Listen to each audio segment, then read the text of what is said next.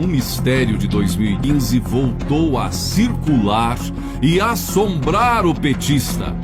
O estranho caso do voo de Lula para Roma, quando um delegado da Polícia Federal proibiu que a bagagem fosse averiguada. Diz uma matéria remetendo a uma viagem anterior de Lula para o mesmo destino, quando esse fato com o delegado aconteceu. Na manhã de 3 de junho de 2015, no Aeroporto Internacional de Guarulhos, em São Paulo, um jato particular, prefixo PPSCB, se preparava para decolar. E conforme a Veja, na época, temos o seguinte relato. Os principais trechos da matéria publicada na edição de 30 de novembro de 2016. Na manhã de 3 de junho do ano passado, no Aeroporto Internacional de Guarulhos, em São Paulo, um jato particular se preparava para decolar. A aeronave já estava taxiando quando os pilotos e os 5 passageiros foram surpreendidos por um cerco.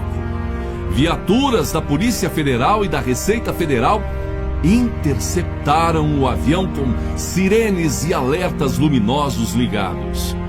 Para impedir a decolagem, já que o avião não correspondeu à ação, uma viatura teve que se posicionar em frente à aeronave. A operação atípica fora deflagrada por iniciativa da Receita Federal. Os fiscais foram informados de que malas, isso mesmo, malas, haviam sido embarcadas no jato de maneira suspeita, sem passar pelo raio-x, numa burla aos sistemas de controle. Os fiscais não sabiam quem estava a bordo, tinham informações imprecisas sobre o destino do avião e haviam sido alertados de que a bagagem embarcara durante a madrugada, driblando a fiscalização alfandegária. Diante da suspeita, não restava alternativa. Era preciso correr para fazer uma inspeção antes que o jatinho partisse. A operação cinematográfica, porém, foi abortada antes de ser concluída. Isso deu origem a uma investigação sigilosa em curso à época na Polícia Federal e no Ministério Público Federal. Após o piloto desligar os motores e abrir a porta, um delegado e um agente da Polícia Federal entraram no jato com capacidade para até 8 passageiros e 3 tripulantes. E pasmem, dentro do avião, sentado em uma das poltronas da cabine de passageiros, estava o ex-presidente Lula, acompanhado de um segurança, mais 3 auxiliares, seu fotógrafo particular, um assessor de imprensa e um tradutor. Assim que os policiais entraram no jato, Lula se trancou na cabine de comando, conforme registrou a própria Polícia Federal em um dos documentos que integram a investigação e ao qual a Veja teve acesso. O ex-presidente Luiz Inácio Lula da Silva aparentava estar bastante nervoso, tendo ingressado e se mantido trancado por um tempo na cabine de comando. A bordo, os federais foram informados de que o destino do voo era Roma, a capital italiana. As malas estavam na parte traseira da aeronave.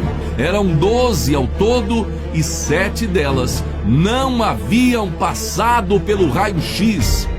Enquanto o agente se preparava para inspecionar a bagagem, o delegado saiu da aeronave para conversar com um assessor do presidente em terra. Alguns minutos depois, o delegado voltou a bordo e determinou que a operação fosse suspensa e o avião liberado. Houve um estranhamento geral com a ordem do chefe da operação e o caso foi levado aos superiores. A denúncia deu origem à investigação sigilosa. O fato ocorreu quando Dilma Rousseff ainda era presidente e era a arrancada da Operação Lava Jato. Se a investigação avançou, o que será que aconteceu? Será que a investigação avançou? O que as malas carregavam? Por que tantas malas na aeronave?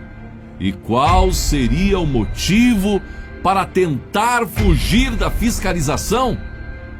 O que aconteceu naquela manhã de 3 de junho de 2015? O mistério das malas que Lula levou para Roma.